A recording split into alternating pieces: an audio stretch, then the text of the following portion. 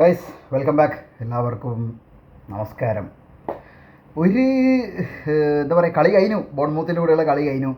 ഒരു തോൽവി ടീം ദുരന്ത ടീമായി മാറുന്നുണ്ടോയെന്ന് ഒരു ഭയങ്കര ഒരു വിഷമം.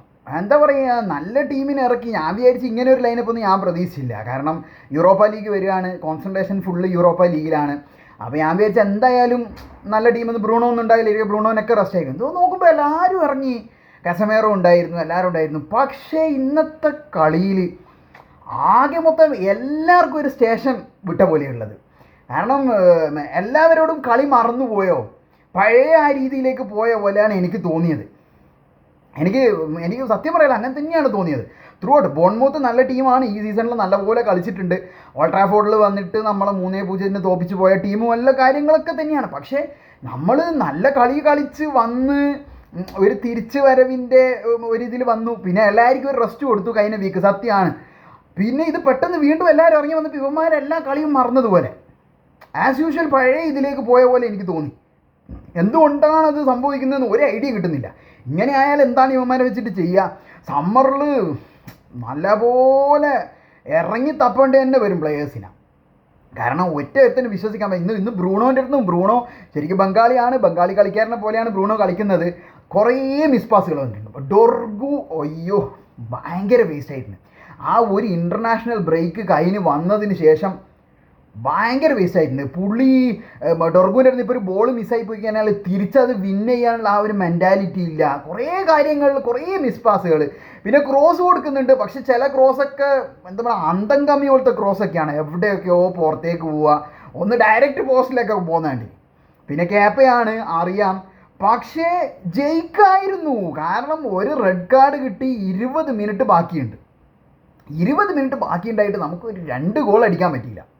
അവന്മാർ എന്തോ വന്മതിലെങ്ങാനും ഇട്ടതുപോലെയായിരുന്നു. അവിടെ എന്തോ ഒരു ഷോട്ടാണ്, 25 എങ്ങാനും ഷോട്ട് അടിച്ചിട്ടുണ്ട്. പക്ഷെ അതിൽ ആകെ വന്ന ഓൺ ടാർഗറ്റ് വന്നത് 6 എണ്ണം.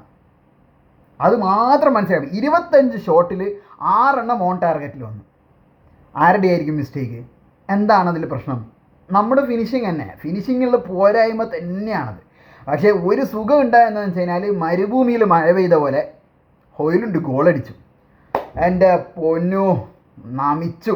എത്ര കാലായി അങ്ങനെ ടാപ്പിന് ചങ്ങായി ഒരു ഗോളടിച്ചല്ലോ, ഒരു സമാധാനമുണ്ട്.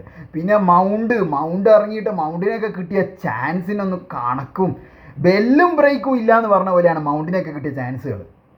ഒന്നും യൂട്ടിലൈസ് ചെയ്തില്ല. ആകെ മൊത്തം ഒരുമാതിരി കളിയായിപ്പോയി. പിന്നെ ഒരു യൂറോപ്പ ലീഗാണ് ഒരു പ്രതീക്ഷ. പക്ഷേ ഇവന്മാർ ഈ കളി കളിക്കാണ്ട് ഒരു മാറ്റി കളികൾ നിർബന്ധമാണ്. ഇല്ലെങ്കിൽ നമുക്ക് നല്ലപോലെ പണി കിട്ടും, നല്ല പണി കിട്ടാനുള്ള സാധ്യതയുണ്ട്.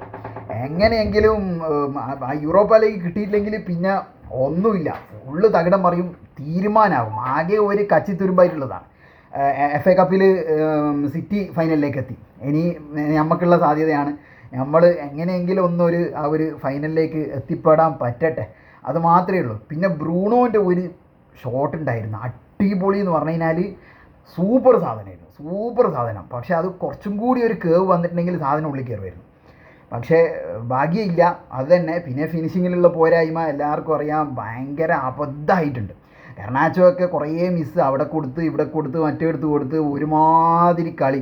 പിന്നെ ഒരു ചാൻസ് ഫസ്റ്റ് ഹാഫിൽ അവന് കിട്ടീന് 1-on-1 ചങ്ങായിക്ക് അതൊന്ന് തട്ടിയിടാനുള്ള ഒരു കെൽപ്പില്ലാണ്ടായിപ്പോയി. ഗർണാച്ചോനൊക്കെ കൊടുത്ത് ഒഴിവാക്കുന്നതാണ് ഏറ്റവും ബെറ്റർ ഓപ്ഷൻ. കിട്ടുന്ന പൈസക്ക് ചെൽസി ആയിക്കോട്ടെ, ആരായിക്കോട്ടെ, ആർക്കെങ്കിലും വേണം കൊടുത്തോട്ടെ, വേറെ ഏതെങ്കിലും നല്ല പ്ലെയർ വരട്ടെ, അതേ ഉള്ളൂ. വേറെ ഒന്നും എടുത്ത് പറയാനില്ല. നമ്മളെ കളിയിൽ ആകെ മൊത്തം ശോകം കളിയായിരുന്നു. ഈ ഒരു ഏപ്രിൽ മാസത്തിൽ ഒരൊറ്റ കളി ജയിക്കാൻ പറ്റിയില്ല. എന്താ പറയുക, ഇതന്നെ അവസ്ഥ എന്ന് പറഞ്ഞു കഴിഞ്ഞാൽ വൻ അവസ്ഥ. ഇനി ആകെ ഒരു പ്രതീക്ഷ ഒരു യൂറോപ്പ ലീഗിലാണ്. സ്പെയിനിൽ പോയിട്ട് എന്തെങ്കിലും ചെയ്യാൻ പറ്റട്ടെ. നമുക്ക് പിന്നെയും കാണാം. ബൈ.